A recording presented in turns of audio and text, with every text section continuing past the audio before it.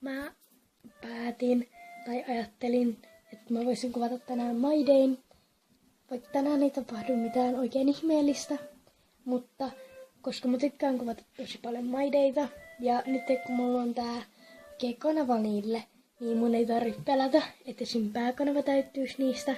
Tai jos jotkut ei tykkää katsella My Dayta, niin sitten ne ei enää tilaisi mua, koska mulle tulisi vaan My Dayta. Mutta enää siitä ei ole pelkoa. Ja joo, me mennään ostamaan kukkasia semmoiseen oikeasti ihanaan paikkaan. Se on niin kaunis paikka ja kiva, mä tykkään olla siellä. Ja ehkä menen Harkkoihin myös tänään. En tiedä vielä. Ja niin, mä söin äsken, kello on pian 1. Ja me odotetaan, että mun sisko tulee hammaslääkäristä. Se joutui menemään sinne pyörällä, koska iska oli töissä, niin iska ei ehtinyt viemään sitä. Ja joo, me odotetaan nyt, että se tulee, ja sillä väliin mä vaihdan.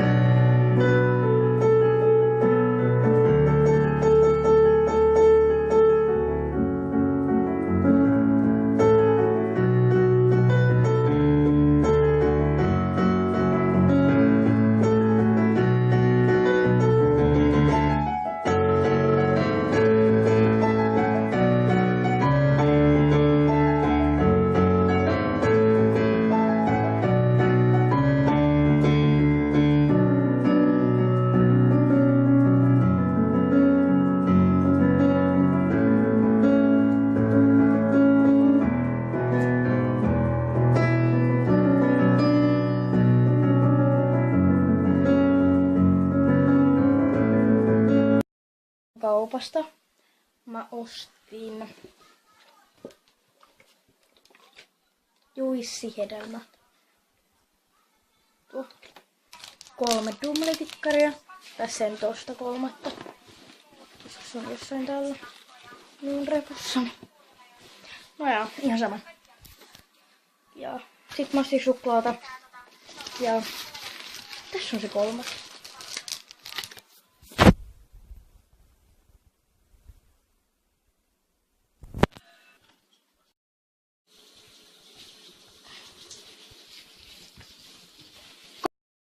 Pian loppuu akku, enkä mä jaksa viedä lataukseen. Saara!